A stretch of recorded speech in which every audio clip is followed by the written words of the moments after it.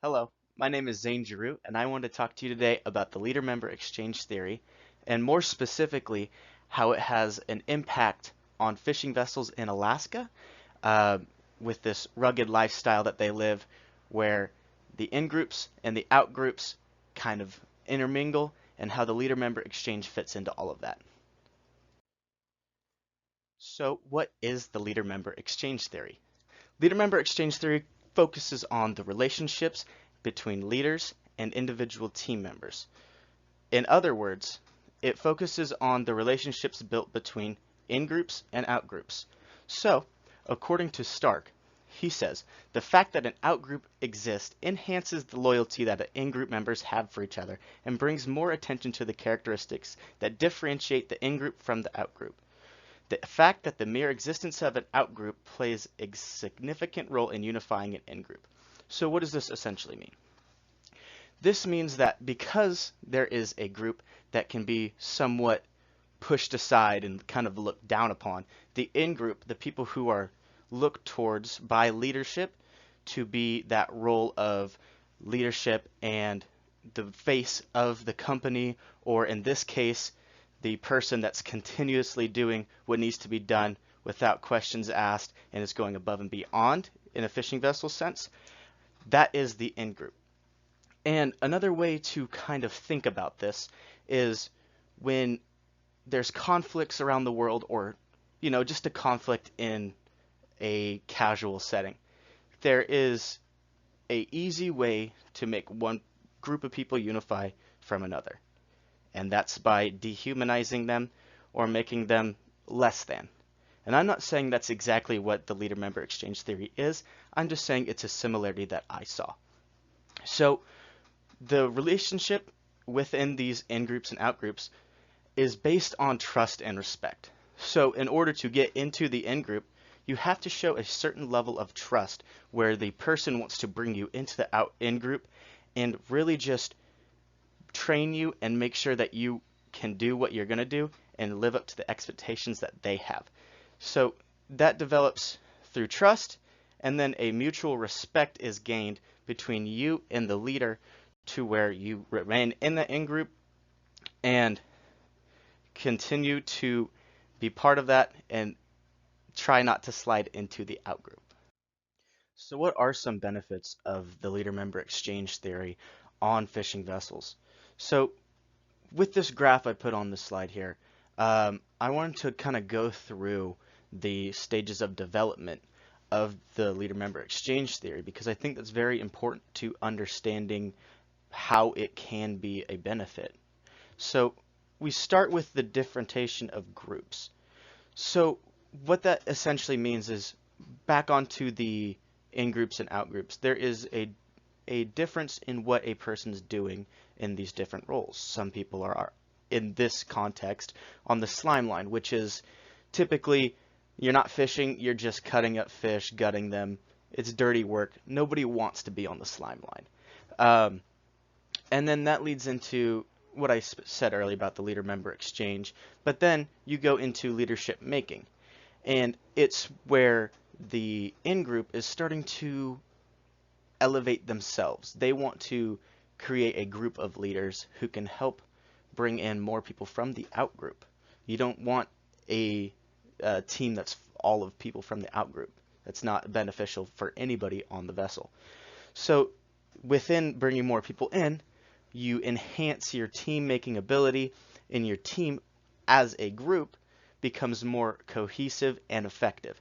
So what we like to look at is you increase your empowerment. And according to Seibert et al., psychological empowerment is one of the significant consequences of high-quality LMX. Psychological empowerment is defined as an intrinsic task motivation, reflecting a sense of self-control in relation to one's work and an active involvement in one's work role. So what does this essentially mean in a fishing vessel? You intrinsically are motivated to control the task that you have. You want to be part of that in-group. Or if you aren't already, you want to go above and beyond to stay in that group, and intrinsically you want to be the one who gets that role done and gets it done well. Um, this also leads to better task performance. We see that people who are motivated to achieve their role, do their role that they bet the best that they can, often do better work. They're more motivated to do the work. They want to do the work.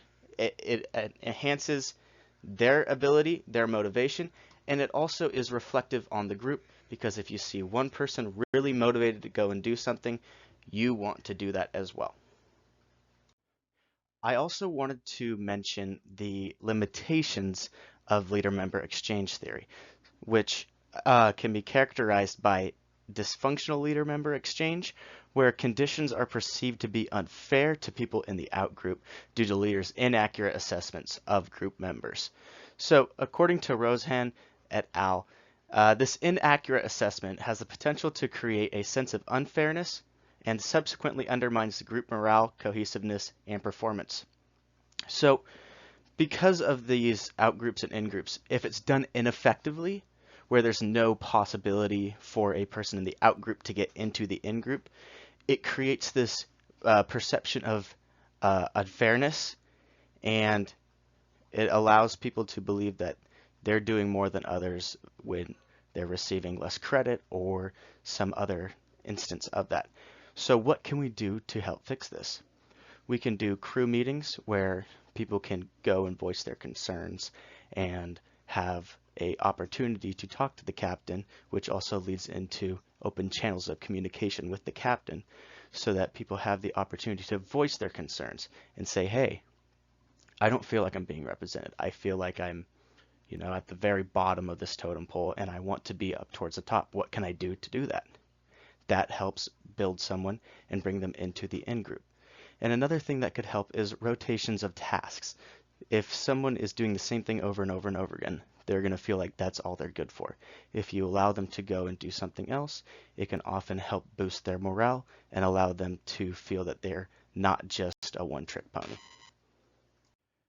I just wanted to wrap up the presentation by talking quickly about my personal experience with this. I was working on a fishing boat a couple of years ago up in Alaska fishing for sockeye, and I've had the instances where I was in the out group and moved myself into the in group. At first, I was working only in the slime line, which is, if you don't know about it, very gross. You're just cutting up fish, guts everywhere, you smell like fish, it's horrible. That's not where I wanted to be, and I knew that. So I started talking to the captain. I voiced my concerns, and because this was a good quality leader member exchange situation, I was able to go into that in group. But I think it's beneficial to know about this theory because if I had have known from the start, I probably would have started to build that connection before I already knew that I was in the out group. I would have tried to be in the in group before I even had the chance, right? And I think more vessels should adopt this theory because it allowed me and some of my other friends that I met on the boat to have a better time. We got along better, we were more productive, and at the end of the day, fishing, commercial fishing specifically, is all about numbers. It's all about big goals. You have to have a certain number of poundage before you get home. So your hours are determined by how well you're doing as a team. That's pretty much the antithesis of commercial fishing. And I just wanted to finish this up by saying my own personal experience, and I hope that this was kind of informative for you so you can kind of understand what leader member exchange theory is. Thank you for listening. And these are my sources.